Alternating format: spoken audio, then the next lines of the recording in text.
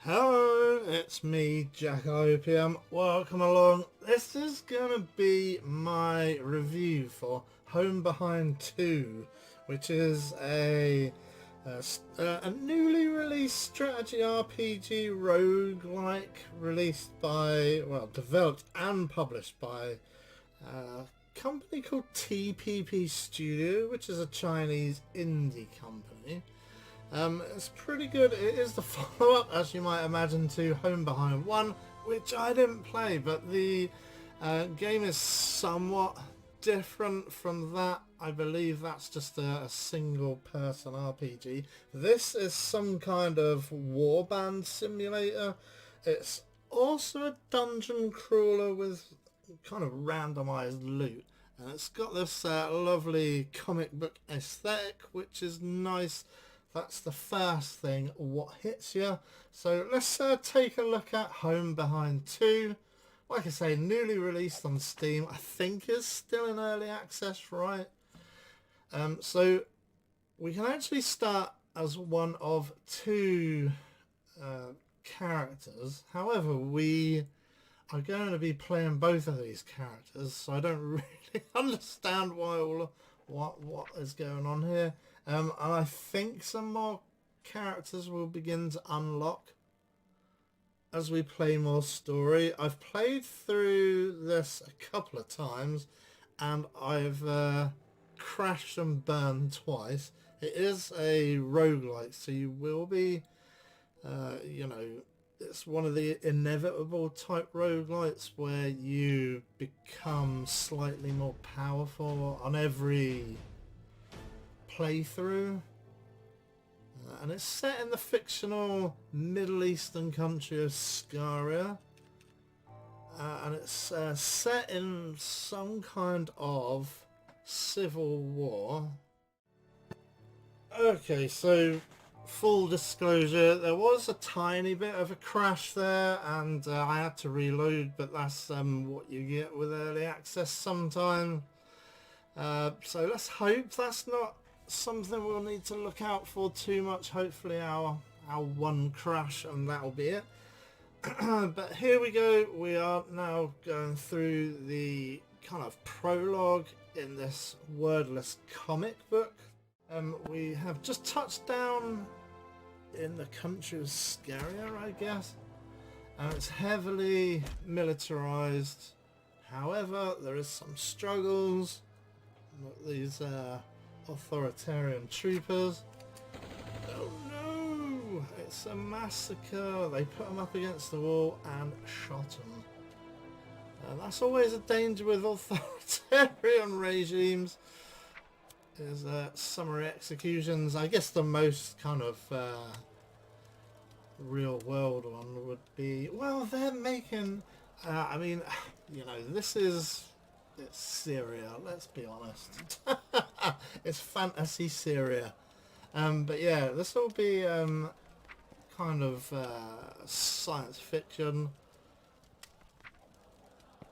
but it's kind of very near future science fiction. There you go. Our two characters, Prince on the right and Shiv or Baron, Shiv being a nickname, making their run through the streets, through the alleys. So in a desert along Scaria's southwestern border. I didn't have any crashes with this earlier. I played for about 3 hours earlier. I had 2 journeys through and it didn't crash at all, so I don't know if it's clashing with my camera software maybe. Again, making things compatible for YouTube scroots like myself is probably not their kind of like highest priority. In a desert along Scaria's southwestern border. Wait, there you go. This is banana. Wait, I can't run any further. Where are we? And this is, well, we kind of learnt his name in the prologue there. It's Prince, so, but he calls them his pee-pee pants. There you go. Because they're both on the run, so they've had to ditch all kind of like modern amenities. You must not have heard about Akadula's new policy as the Naughty Republic. These are kind of geopolitical factions.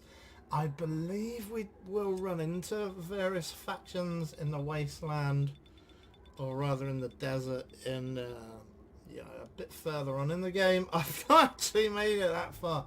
This is pretty darn challenging, and we need to probably watch out for... let's just go through this. I want to show off the GUI.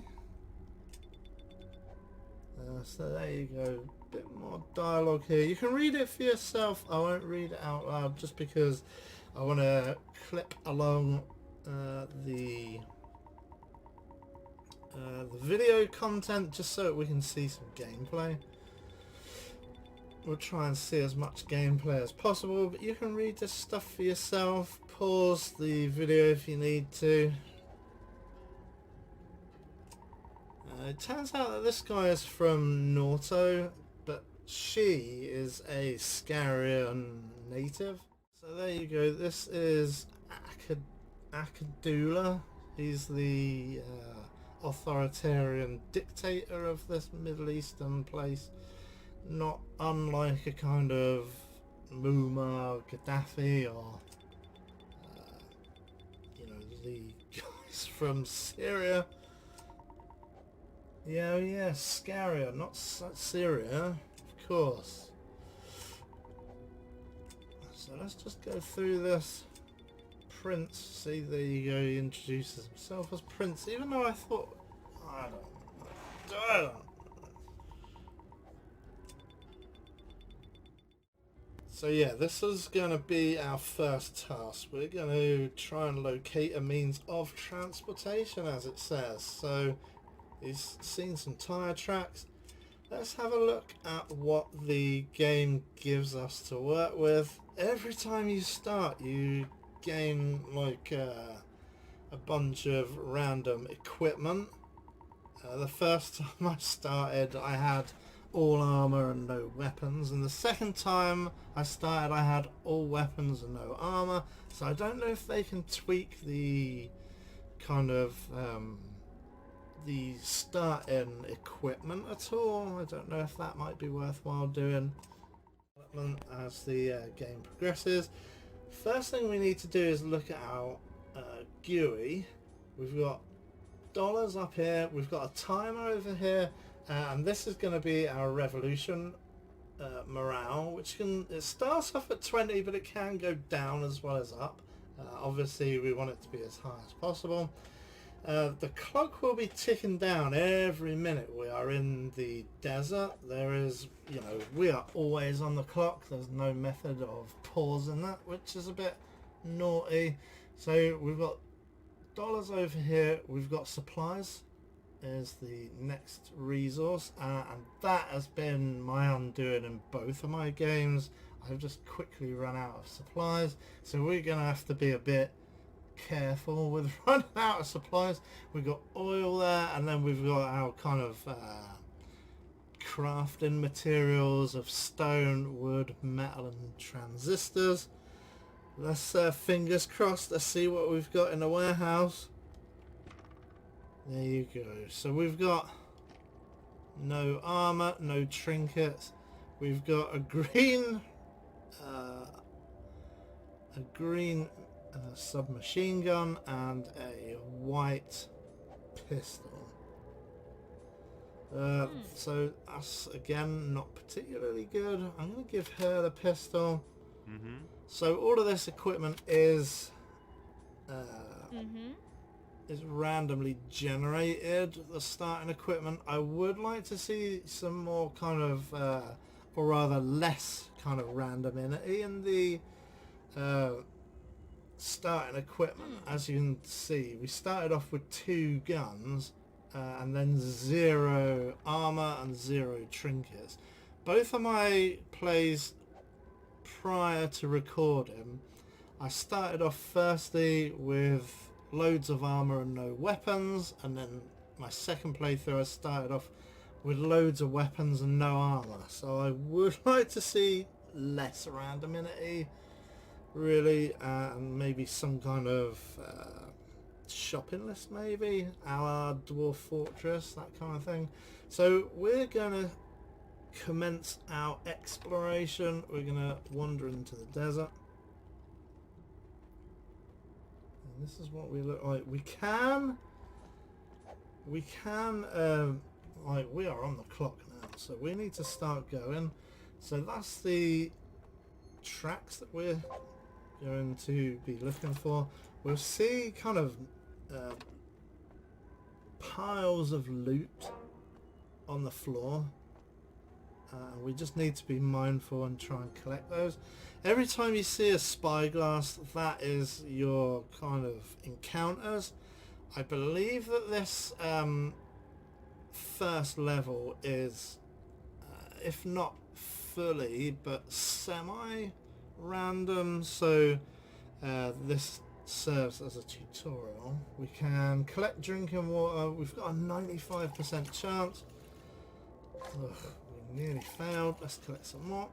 Good times. We got some more water. We got some fish as well. Like I say, we always need to be getting as much supplies as we possibly can.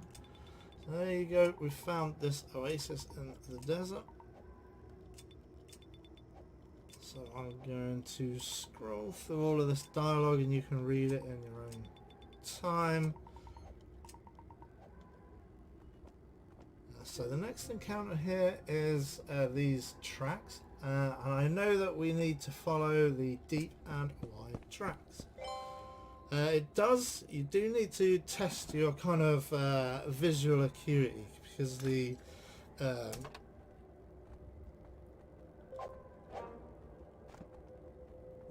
collections of equipment and whatnot can be quite difficult to see. I don't know if there's a way to highlight those, maybe.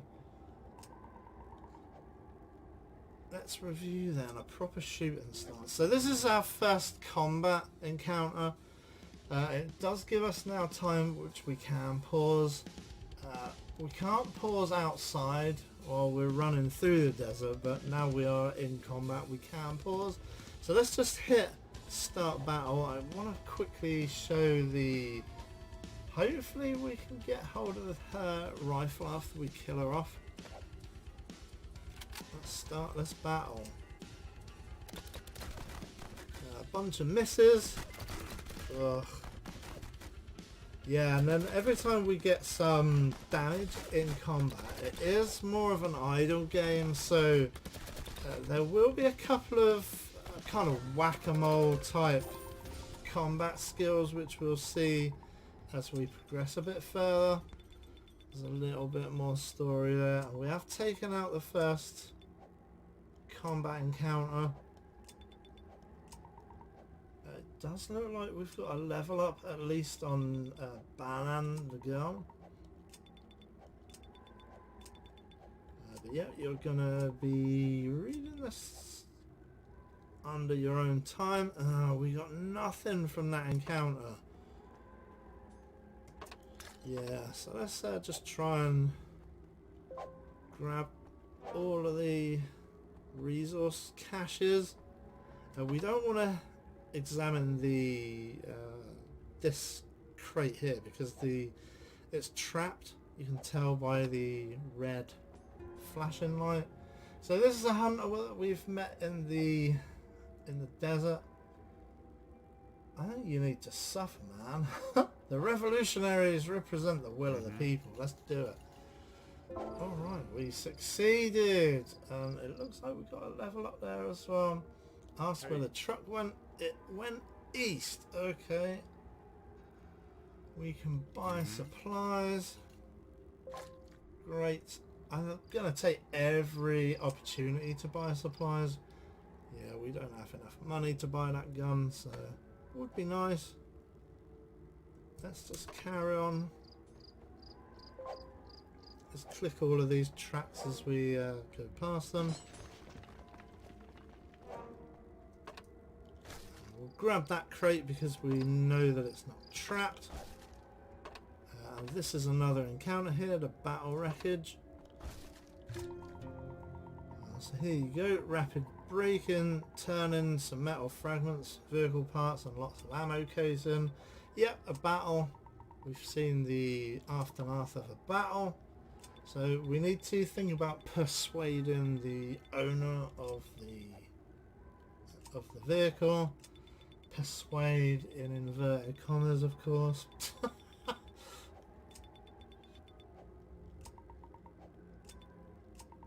Yeah, so I think there's been a lot of people being turned off by the kind of combat model, you know, with the kind of idle game and kind of MMO style whack-a-mole type skills. I think that has annoyed a lot of people, a lot of potential you know, customers.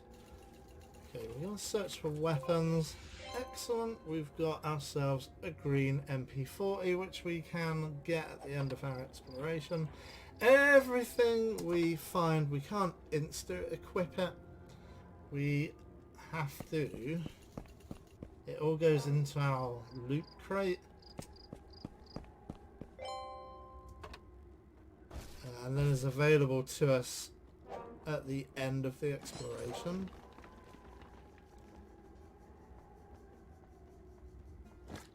Just keep grabbing all of this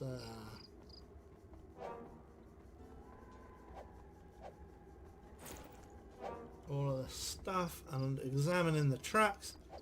Yeah, all of these kind of nodes look really different, so it's going to take you a while before you've identified every single one, and of course you end up going into different biomes as well, which is quite interesting. So this is an army recon squadron. We can't really get out of this, but we can balance things more in our favour. I'm going to try a sneak attack.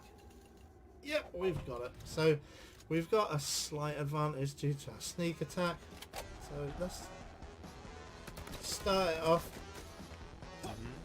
So these are our special skills. That's what I was talking about with the MMO style whack-a-mole type skills, and we'll see more of those. This guy's running out. I should have healed him up before this fight, but I didn't because I'm a fool. Okay, so she is down. We've got ourselves a trinket out of that. That goes into our loot crate.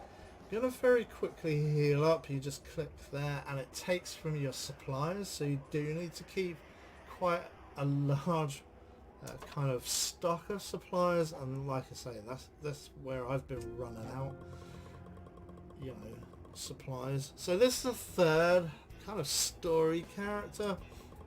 I don't know if he's the last of them, but we do start off as a trio of story characters, and then we'll have to start recruiting other revolutionaries from kind of generic style troops, or at least that's what I've seen anyway. This is Haroon. He's a bit of a kind of desert nomad type guy. He's a bit of an agitator as well, so he also belongs to like a kind of a tribe. He's a kind of like a surviving member of a tribal council. But Akadula, the country's ruler, betrays his clan, which is also quite a running theme of authoritarianism as well. You know, they don't have any loyalty to anyone. So he gives us the lowdown on his truck. He seems very proud of his truck, and the truck becomes a kind of mobile kind of base. That is the Doomsday Whistle, although I haven't shown too much of this. Let's continue playing. Let's just grab hold of Haroon and we'll go back to our base camp. We'll need to just quickly repair the truck once we can get through this. So ask him to join us. So we do need to repair the truck. Oh, it's too far away to grab those. Okay, so we'll try and get as much as we can. We could try to repair freehand. Ugh, and we immediately break it even more. Oh boy. The other thing that we could try is to use some supplies to repair it, which we don't really want to do. We can just carry on doing this over and over until it's all successful. I found that out. I immediately just in my first playthrough just decided to use supplies to repair it. See, there you go, we've gone up in level there. There you go. So this is Haroon. He's joining us. He could start off as one of 4 different jobs. He could start as a tribal warrior, a witch doctor, a tribal priest, or a bandit. I'm going to have him be a tribal warrior. Why not? He starts off with a white rifle there, or a shotgun I should say, which is poor again. And he starts off with some red armor, which is kind of busted up armor. So that's a really poor set of stuff.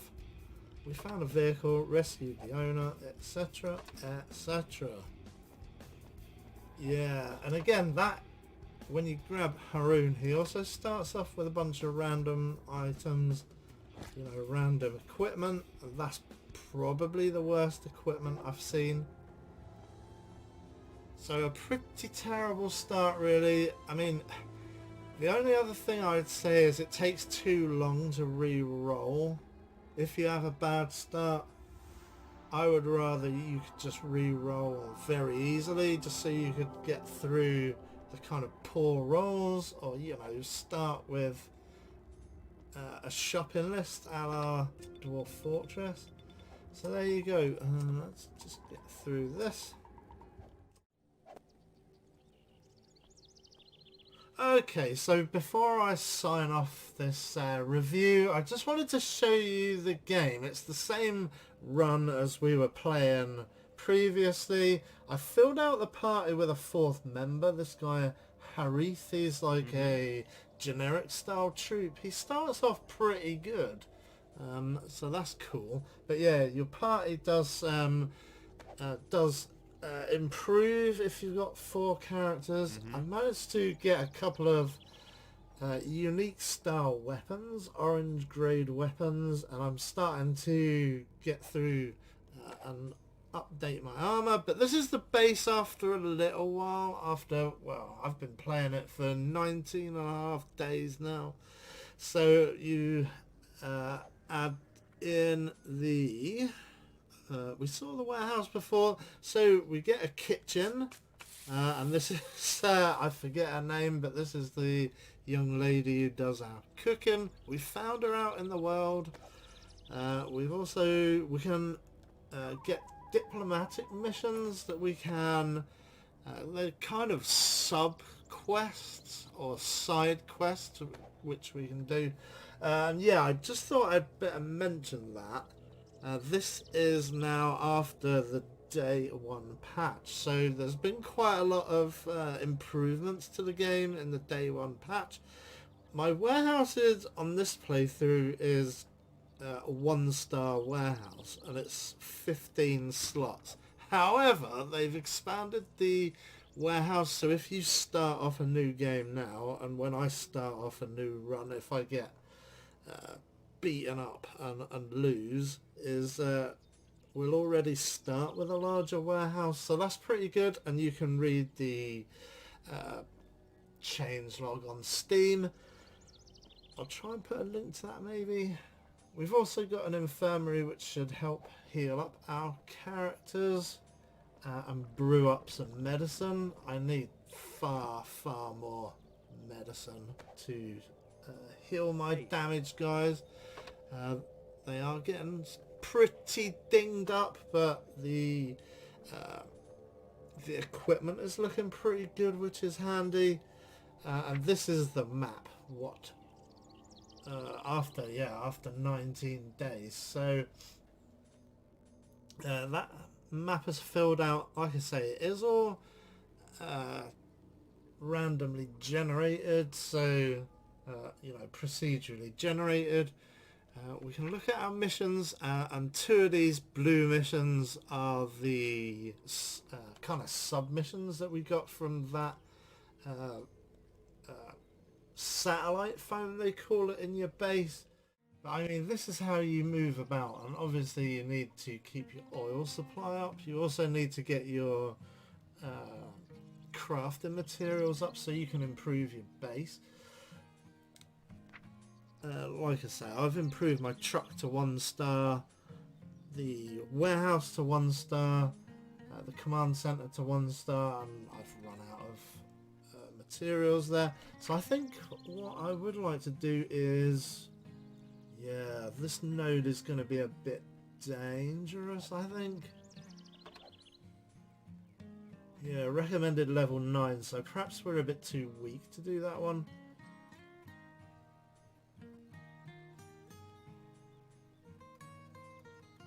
I think I'm going to head back to do some of these red nodes here and just level up a bit more.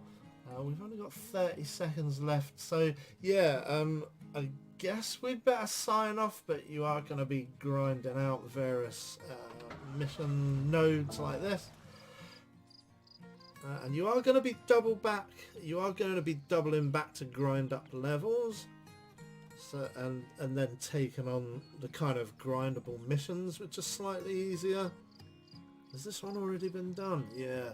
So we would need to go to the swamp there. So I'd like to say thanks for watching, and please do leave a like, comment and subscribe if you want to see more Home Behind 2.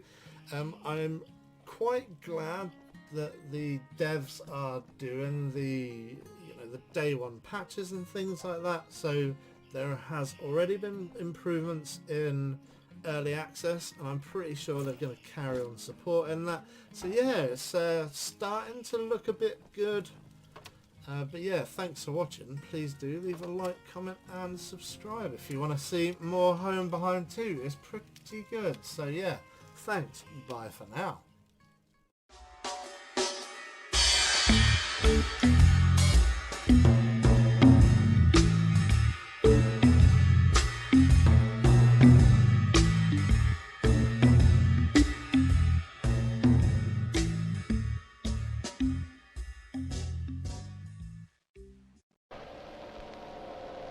You're concerned about the fate of the human race. You're wrong, my dear sir.